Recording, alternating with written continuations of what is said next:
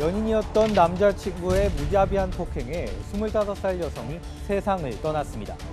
여자친구를 수차례 폭행해 사망에 이르게 한 남성은 이틀 전 법정에 섰습니다. 그는 모든 혐의를 인정하고 100번이라도 사죄할 의향이 있다는 말을 남겼습니다. 하지만 유가족은 사과받을 생각이 없다면서 피해자의 마지막 모습이 담긴 37분 분량의 CCTV를 이례적으로 언론에 공개했습니다.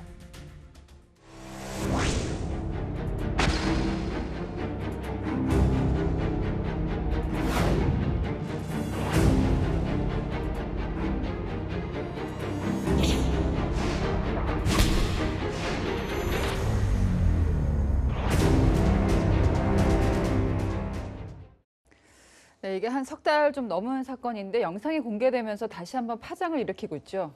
네, 사건이 발생한 건 지난 7월 25일 새벽입니다. 삼시 남성 A씨가 연인 관계였던 25살 황예진 씨를 폭행한 건데요. 황 씨는 의식을 잃고 병원으로 이송됐지만 의식을 회복하지 못했고 지난 8월 결국 사망하고 말았습니다. 이 워낙에 잔혹한 폭행인데다가 피해자의 영상이나 실명을 공개하는 건 저도 거의 본 적이 없었는데 이번엔 좀 이례적이에요. 어떤 이유 때문입니까? 네, 총 37분가량의 영상이 공개된 건 유가족들의 강력한 요청이 있었기 때문입니다. 예. 이 사건은 지난 8월 피해자가 사망하면서 몇몇 언론을 통해 이미 알려진 내용인데요. 정작 당시에는 큰 이슈가 되지는 못했습니다. 네, 그래서 뭐 가족이 전철을 해서 공개 방송을 하기도 했었는데 이슈가 그때 왜 안 됐을까요? 네, 데이트 폭력이 아직까지는 우리 사회의 강력 범죄라기보다는 연인 사이의 치적 문제로 여겨지는 경향 때문인데요. 실제로 유가족들은 수사 과정이나 재판 과정에서 처벌이나 보상을 이끌어내기가 무척 어려웠다고 말하고 있습니다. 직접 들어보시죠. 지금까지 오는 시간이 굉장히 사실 되게 힘들었어요. 데이트 폭행하면 되게 약하게 생각이 들잖아요. 사회적 분위기가 가볍게만 만들고 수사 단계부터 굉장히 가볍게 봤거든요. 네, 이렇게밖에 할 수 없는 부모의 마음은 오죽하겠습니까? 이 폭행 장면이 담긴 영상은 저희가 그대로 보도하기에는 너무나 고통스러운 장면이었다고요. 네, 먼저 A씨는 집 안에서 황 씨를 한 차례 폭행한 것으로 알려졌습니다. 이후 37분의 가량의 영상에서 4번의 폭행이 더 목격됐는데요. 집을 나선 A씨를 황 씨가 따라오자 1층 복도에서 한 차례 폭행이 이뤄지고 자동차 열쇠를 가지러 다시 집으로 돌아가며 다시 폭행이 이어집니다.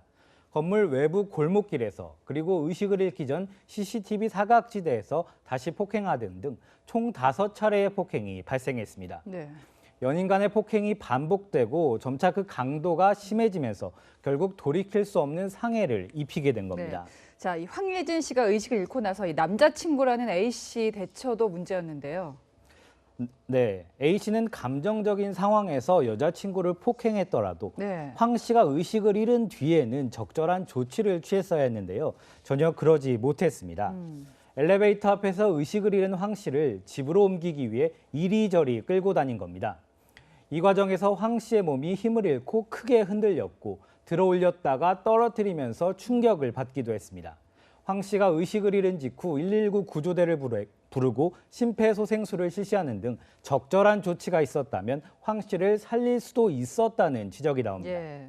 또 A씨는 119 신고 당시에도 폭행이 있었다는 걸 숨기고 단순히 술에 취해 쓰러진 것처럼 말했습니다. 이 때문에 구조대가 신속하게 조치를 취하는데도 어려움을 겪었습니다. 네, 굉장히 강도가 센 폭행이었던 데다가 대처도 미흡하다 보니까 사망에 이르고 말았는데요. 첫 번째 공판에서 가해자가 유족들한테 사과를 하고 싶다고 했어요. 하지만 유족들은 받아들일 수가 없었는데요. 네, 가해자 A씨는 첫 번째 공판에서 반성하는 태도를 보이며 합의를 하고 싶다는 뜻을 밝혀왔습니다. 하지만 유족들은 이에 응하지 않을 계획입니다. 오히려 강력한 처벌이 이뤄져 데이트 폭력에 대한 사회적 인식과 제도가 개선되기를 바란다고 저희 취재진에 밝혀왔습니다.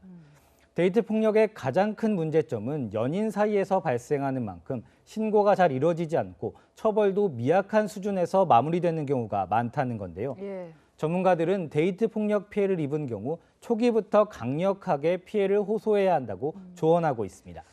네, 이번 사건이 데이트 폭력의 경종을 울리는 계기가 됐으면 합니다. 지금까지 사건을 보다 이서영 기자였습니다.